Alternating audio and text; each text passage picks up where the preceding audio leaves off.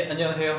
김노무사TV의 노동백과 시선 17번째 시간입니다. 지난 시간에 이어서 취업규칙을 좀 더 살펴보고자 합니다.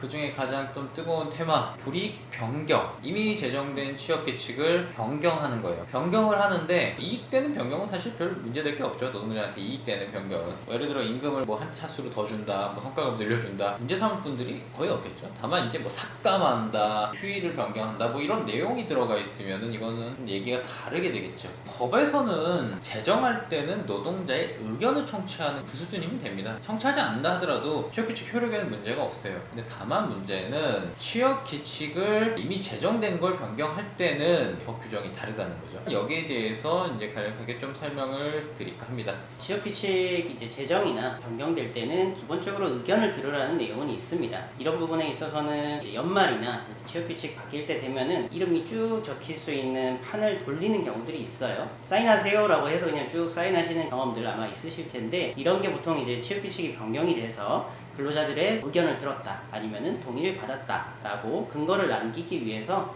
회사에서 보통 하는 거죠. 그래서 뭐 질문을 해도 변경된 거 별로 없어요, 그냥 하시면 돼요 라고 별로 내용을 설명을 받으신 적도 없으실 걸로 예상이 됩니다.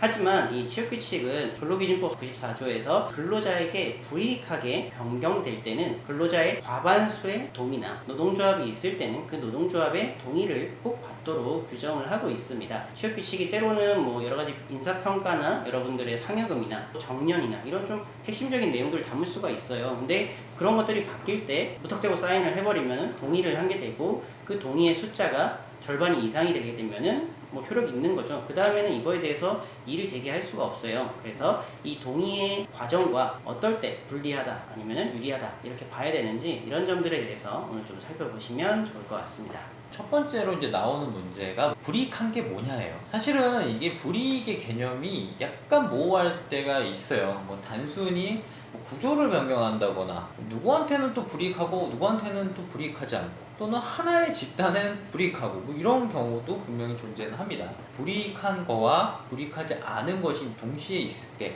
어떻게 좀 취급하는지 거기에 대해서 설명해 주시죠. 불리한지 아니면 불리하지 않은지를 판단할 때 대표적인 사례들이 인사평가 이후에 임금의 상승률들을 명시한 내용인데요. 아니면 상여금이나 이런 규정들에 있어서, 가령 이전에는 뭐 A등급, B등급, C등급이 있는데 뭐 A등급은 몇 퍼센트, B등급은 몇 퍼센트, C등급은 몇 퍼센트, 이런 식으로 차등적으로 인상할 수 있도록 규정이 있다가 이것을 변경을 하면서 A, B, C가 있대 이 C를 받게 됐을 때는 오히려 임금이 삭감될 수도 있다. 하지만 총합은 똑같은 거죠. 그래서 회사는 주장합니다. 어떻게 됐든 잘한 사람은 잘하는 게 맞고 못한 사람은 그것만큼 불이익을 받는 건데, 그리고 이거에 의한 상승률과 이 하락을 폭을 합치면 과거와 동일한데 이것이 근로자에게 유리할 수도 있는 거 아니냐, 근로 의욕이나 이런 것들도 상승시킬 수 있다, 이런 주장을 하지만, 결국은 변경이 안 됐으면 소폭 인상될 수 있는 사람이 취업규칙이 바뀜으로 인해서 오히려 삭감이 돼버리기 때문에 누군가는 불리하게 변경될 것이 확실하죠.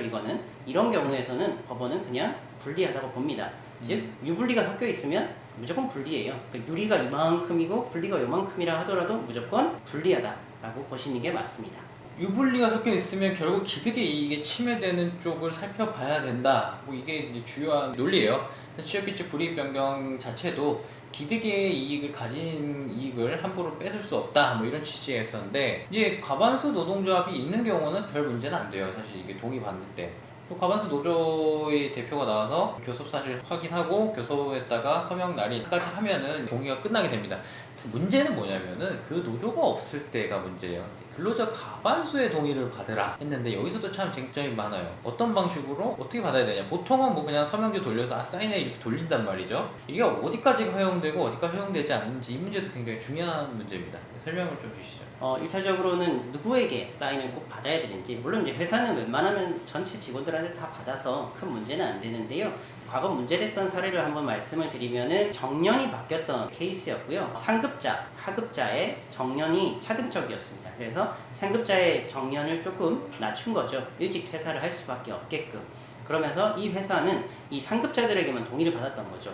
과연 이게 정당한지에 대해서 판단이 있었는데 결과는 제대로 동의를 받지 않았기 때문에 효력이 인정되지 않았습니다. 왜냐하면 누구든지 승진을 하면 그 직급이 되겠죠. 그래서 그 직급이 되는 순간 정년이 오히려 낮아지게 되는 그런 불이익이 예상되기 때문에 법원에서는 이 불리한 취업규칙이 적용이 예상되는 사람들까지 전체적으로 다 받아라. 이 정년이 낮아질 수 있는 가능성이 있는 모든 근로자의 것을 분모로 봤을 때 동의의 대상이 절반 이상 돼야 된다는 거죠. 그래서 이 동의를 받아야 될 대상은 일단은 이 적용이 예상되는 사람들까지 포함한다라고 보시면 될 것 같고, 이 동의의 방법도 좀 구체적으로 나와 있기로는 이 근로자가 자율적으로 의사표현을 할 수 있는 상황은 돼야 됩니다. 가장 문제가 되는 게 뭐 1대1로 인사팀장이 불러다가 이런 식으로 취업규칙이 바뀌는데 사인을 해달라 라고 하면은 그 근로자가 거기서 이렇게 사인을 편하게 할 수 있을까요? 아마 쉽지가 않을 거예요. 이 집단적인 동의라는 규정이 있고 자율적인 의사결정이 있습니다. 이 두 가지가 다 충족이 돼야 되기 때문에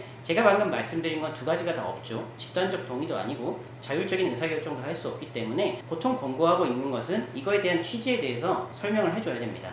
그리고 인사권자나 아니면은 이거에 대한 상급자가 자리를 일정 정도 피한 상황에서 근로자들끼리 충분히 논의를 해보는 거죠. 이거 우리에게 정말 유리한지 불리한지, 우리 동의해도 되는 건지, 이런 집단적인 논의를 통해 가지고 그 이후에 결정은 이제 개인적으로 하는 거죠. 난 동의, 난 반대. 이런 게 가장 이상적인 형태라고 보시는 게 맞는데 이만큼 충족이 안 되는 경우들은 많이 있습니다. 하지만 아까 얘기 드린 것처럼 뭐 1대1이나 이런 식으로 집단적으로 절대 볼 수 없는 것들은 동의라고 보기는 어렵다는 거. 주로 이제 노동조합이 없는 회사는 이게 참 쉽게 가는 것 같습니다. 사실 상대적으로 노동조합이 있는 회사는 이 동의받는 게 만만치가 않아요. 동의 안 해주면 그만이니까. 특히 뭐 임금 패크 제도 그렇고 상여금 제도도 그렇고 동의 안 해서 제도를 못 바꾸는 회사들이 꽤 많습니다. 대표적으로 박근혜 정부 때 뭐 시우내고 추진한다 그런 부분들이 있었잖아요. 이런 부분들에서도 노동조합은 절대 동의를 해주지 않아요. 그 취업규칙 변경에 대해서. 이제 이것에 대해서 이제 또 논의가 있어요. 취업규칙을 동의를 해주면 문제는 없죠. 불이익하게 변경되니까. 근데 문제는 동의를 안 했을 때 회사가 일방적으로 취업규칙을 변경을 해요. 이때 효과가 어떻게 되는지에서도 논의가 또 갈립니다. 제가 이 얘기를 왜 드리냐면 동의를 못 받았으면 효력 없음 끝, 이게 다여야 돼요. 근데 뭐가 있으니까 제가 이제 말씀을 드리는 거겠죠. 약 두 가지 쟁점이 있습니다. 동의를 못 받았음에도 동의의 효력처럼 인정해주는 경우가 한 케이스가 있고요. 또 하나의 케이스는 각 인원을 구분해요. 그러니까 동의를 못 받았기 때문에 적용이 안 된 사람과 신규 입사자를 달리 적용하는 케이스가 있습니다. 이 두 가지 케이스 설명해 주시죠. 네. 사실은 아까 말씀드린 것처럼 이 취업규칙은 법적으로 정확하게 명시가 되어 있고 불리한 변경에 대해서는 동의를 받아라는 규정이 있기 때문에 무조건 불리한 변경을 하면서 동의 안 받으면 무효가 되는 게 원칙입니다. 하지만 일부 이제 판결에서 보면은 이게 학자분들의 말을 빌리면은 일본 법원이나 아니면 일본 노동법 내의 분위기들을 좀 인용을 해서 일정 정도 계약으로 보는 이제 정확한 문구로는 이 사회 통념상 그런 특별한 사정이 있을 때는 동의를 받지 않더라도 충분히 합리적이라고 볼 수도 있다. 즉 원칙을 좀 벗어나는 판단으로 좀 예외 규정을 둔 거죠. 사회적으로 봤을 때 이게 통념상 맞다. 그래서 뭐 가령 두 회사가 이렇게 합병하는 과정에서 이쪽 규정이 더 좋고 이쪽 규정이 더 나쁘다고 했을 때 뭔가 취업규칙의 변경이 이루어져야 취업규칙이 통일이 될 텐데 이럴 때 좀 반발이 있겠죠. 그러면서 회사가 일방적으로 이제 취업규칙을 변경을 했는데 이런 경우나 이런 몇 가지 사례들을 들면서 이 부분에 대해서는 법원에서 예외적으로 인정한 케이스들이 좀 있었습니다. 그것과 함께 말씀하신 것처럼 신규 입사자들은 어쨌든 변경된 취업규칙이 적용되는 게 맞다. 어쨌든 새롭게 취업규칙이 만들어진 이후에 입사를 했기 때문에 그 사람들에게는 적용이 되지만 일부 사람들에게는 적용되지 않는다라고 보아서 이 취업규칙의 실질적인 취지나 지난번 저희가 영상에서 말씀드린 것처럼 일정한 법 규범인데 누구에겐 적용되고 누구에겐 법이 적용되지 않는 조금 모순적인 상황들을 좀 예외적으로 열어주는 바람에 실제로 많은 비판도 좀 있긴 했었고요. 이런 케이스들도 좀 있다라는 점을 앞서 저희가 말씀드린 불이익 변경에 대한 얘기들을 쭉 들었는데 그게 원칙입니다. 이 뒷부분에 말씀드린 이 두 가지 케이스는 좀 예외적으로 특별한 사유나 이런 것들이 반드시 있어야지만 인정된다는 거 아시면 될 것 같습니다. 오늘은 지난 시간에 이어서 이제 굵직굵직한 내용들을 이제 좀 살펴본 거예요. 뭐 이 정도 내용만 알고 계셔도 취업규칙이 얼마큼 중요하고 무엇을 살펴고 내가 동의를 함부로 하면 어떻게 되는지까지 인식을 하셨을 것이라고 이제 생각을 합니다. 궁금하신 점은 네이버 카페에 글 올려주시면 되고요. 좋아요, 구독, 그 다음에 우리가 정기적으로 방송하는 라이브 방송까지 시청해주시면 감사하겠습니다. 자, 여기까지 마치죠. 감사합니다. 감사합니다.